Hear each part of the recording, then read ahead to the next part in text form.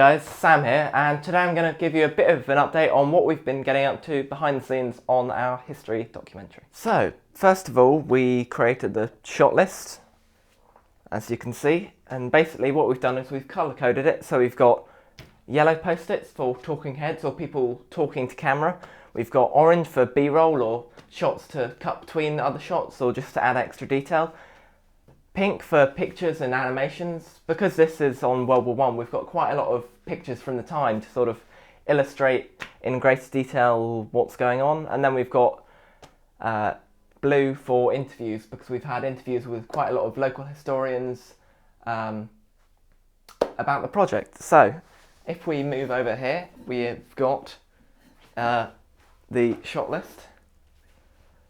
This is again colour coded, with the main sections colour-coded as to what type of shot it is, and then on the side with the different talents that we have. So we have 4 main people who are going to be talking to camera in this film, and so what we've done is we've colour-coded each of the shots so that we can tell who we need on which shoot days and basically get things done as quickly and efficiently as possible.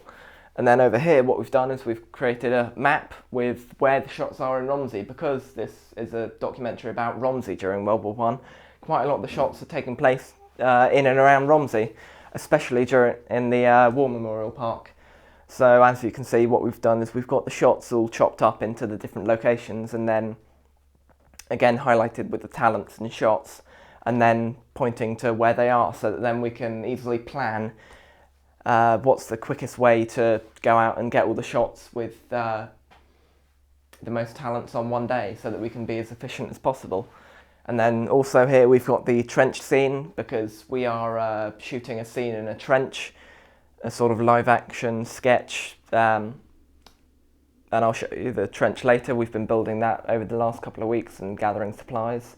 And then we've also got the animations and some of the shots that are a bit further afield. For example, to talk about Jutland, we're going all the way to Portsmouth to the memorial there. So if we come over here, we've got my sort of work area.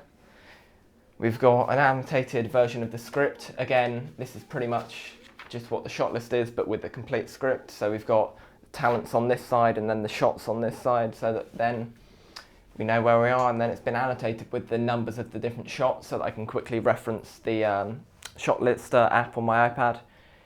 I've got it all saved there. And then we've got all whiteboards to remind me to do things, and a speaker because I like a bit of music while I'm working. Then over here we have the current costume for the trench scene.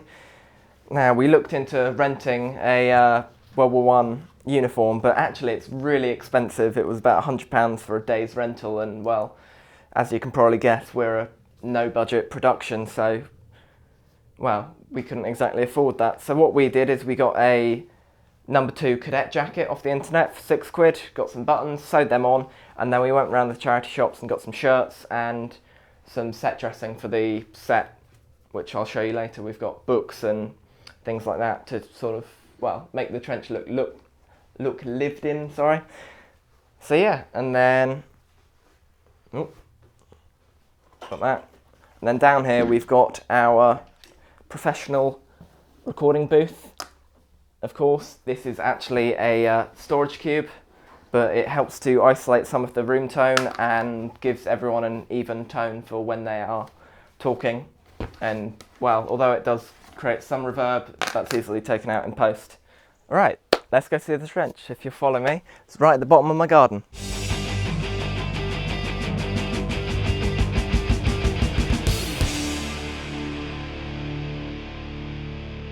So as we can see, the trench is currently lying on the floor. So I'm thinking what we should do is we should time lapse it, and let's get this upright and then show you what it looks like.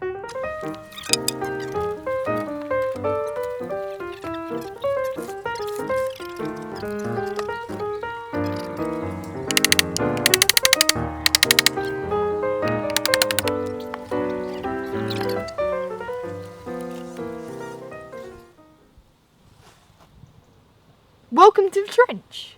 Here we have the lantern. This lantern is the lantern that's going to be used when Dan's writing the letter. We plan for it to be either positioned sort of in one of the corners or sort of up on the wall.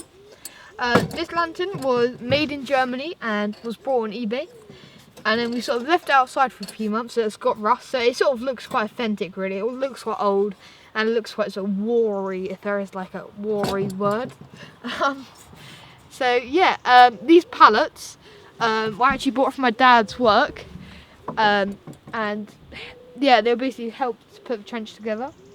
So we basically got sort of an outer rim to make it look sort of a lot bigger than it actually is. It's not very stable, but we managed to also build a shelf, and we also managed to build a desk, which Dan will be writing a letter on. So yeah, this is sort of a trench. So for the actual trench scene, we plan to have myself up there filming an overhead shot of Dan writing a letter. We'll have Sam over there filming sort of a side-on shot of Dan writing a letter. And another camera just behind me. And we will sort of cut between the angles. And yeah, it should be quite good. Welcome to my shed. This is where I've been building the majority of the sets for the film. If you want to come in, I'll show you around. So here we've got my workbench. I built this about a year ago. Cost about 100 quid to make, and I've still got to get the bottom portion sawn to size. Just got some chipboard there for that. So we've got my saw bench there. We've got power down here. I don't actually have power run down here. I just run down power whenever I need it via an extension lead and hope it doesn't rain. Over here we've got my tool rack. Got spaces for all my tools. They just mount on and off easily. It's nice to have everything as a place. Here we've got a rack for all the commonly used screws and nails that I use. And then over here we've got bins for all the stuff that I don't use as often. And then paints at the bottom and all sorts. We've got a bike rack here at the back. We've got timber storage here. And I'm currently building a timber storage rack to go up on the roof. Like so. That'll fold down so that I can store my longer lengths of timber up there out of the way.